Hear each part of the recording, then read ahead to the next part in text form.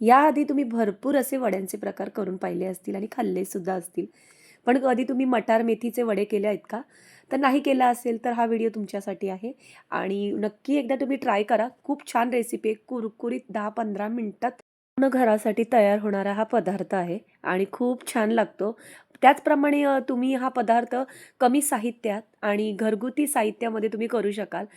सकाळच्या घाई-गडबडीत तुम्ही हा पदार्थ मुलांना टिफिनमध्ये सुद्धा देऊ शकता, कारण लवकर होतो हा पदार्थ.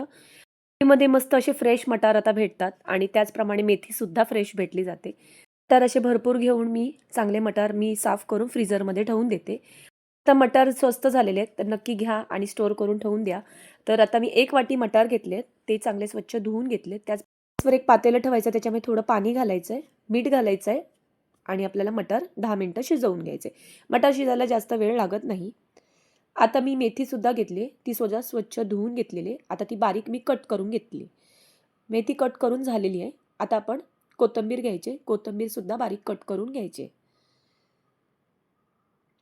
मेथीसुद्धा कट केलेली आहे. कोथिंबीरसुद्धा कट करून घेतलेली आहे. आता आपल्याला याच्यामध्ये कांदा घालायचा आहे. तर कांदा मी एक कांदा घेतलेला आहे. आपल्याला तो उभा चिरून घ्यायचा आहे.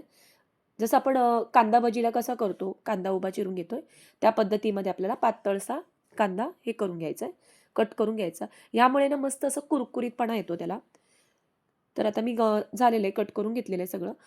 त्यांना छान टेस्ट येण्यासाठी एक मसाला करते. त्यामध्ये लसूण घेतले, 7-8 लसणाच्या पाकळ्या, 2-3 आल्याचे तुकडे, मिरची आपल्या आवडीप्रमाणे, मुलं खात असतील तर मिरचीचं प्रमाण कमी करायचं आहे. 1 चमचाभर जिरं, 1 चमचाभर धणे घातले. असं भरभरीत वाटून घ्यायचं आहे. तयार आहे. मटारसुद्धा शिजलेले आहेत. हे बघा. 10 मिनिटात मस्तपैकी असे मटार शिजले गेलेले आहेत. हे बघा. आता त्याचं पाणी काढून घ्यायचं आहे आणि एका म्हणजे बाउलमध्ये किंवा तुम्हाला पसरट भांड्यामध्ये घ्यायचं आहे. हे मॅश करून घ्यायचं आहे. तुम्ही वाटी, पेला कशाने तुम्हाला मॅश करा त्याने करू शकता. तर मी आता हे सगळं मॅश करून घेते. असं भरभरीत हे मॅश करून घेतलं ना, खूप छान लागतात. दाताखाली खाताना पण हे मटार बरे लागतात. यामध्ये आपल्याला कांदा, मेथी आणि कोथिंबीर सगळं घालणार आहे मी.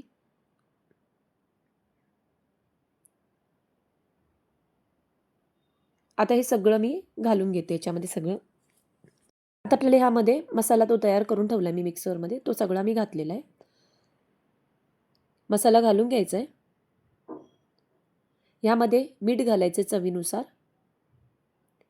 थोडीशी साखर, कारण मेथी आहे म्हणून. हिंग घालायचं आहे थोडंसं. हळद घालायची आहे. ही मी घातलेलं आहे काश्मीरी मिरची पावडर घातली आणि थोडासा गरम मसाला. तिखट मी वापरलेलं नाही आहे, कारण मी मिरचीचा वापर केलेला आहे आणि मुलं खाणार आहेत, त्यामुळे मी केलेलं नाही आहे. तुम्हाला पाहिजे तर तुम्ही मसाला वापरू शकता.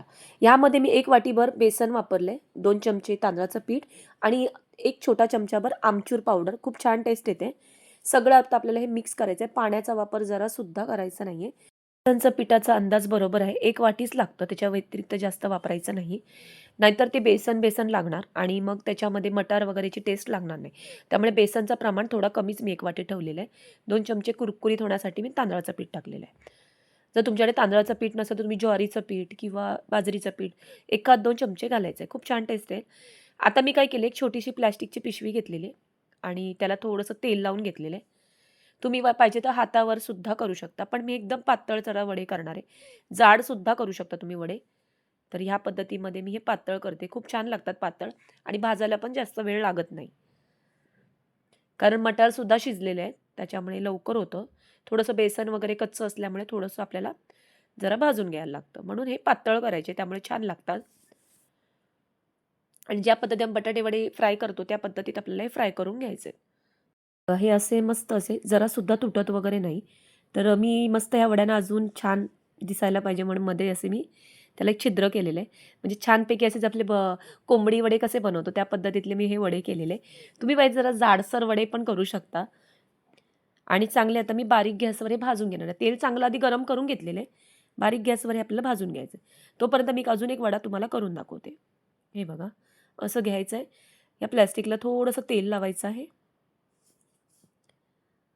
हे बघा आणि हाताने प्रेस केलं तरी हे मस्त असं हे होऊन जातं. थोडासा आकार देते.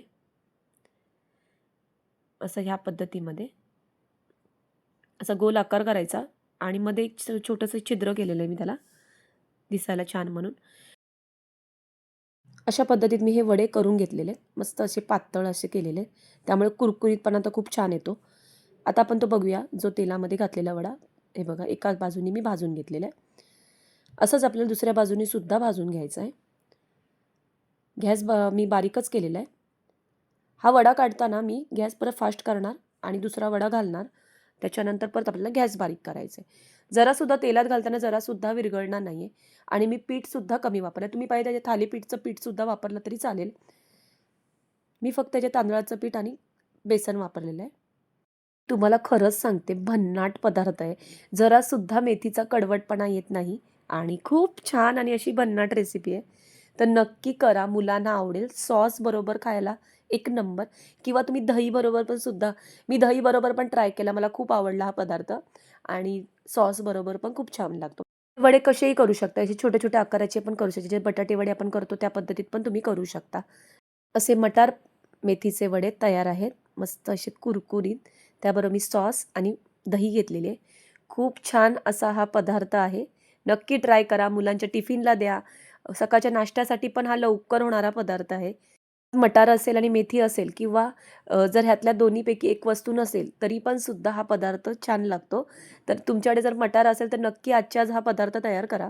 हा मटार मेथीचा वडा जर तुम्हाला आवडला असेल, तर नक्की माझ्या मालवणी ज्योती किचनला तुम्ही सबस्क्राईब करा, लाईक करा, शेअर करा आणि कमेंट करायला जरासुद्धा विसरू नका. रेसिपी आजची आज तुम्ही बनवून पहा आणि नंतर मला कमेंट करा. खरंच सांगते भन्नाट रेसिपी आहे. मुलांना तर तुमच्या नक्की आवडेल. जरासुद्धा कडवट नाही, तिखट नाही, काही नाही. चला आपण भेटूया अशाच नवनवीन रेसिपीमध्ये. धन्यवाद.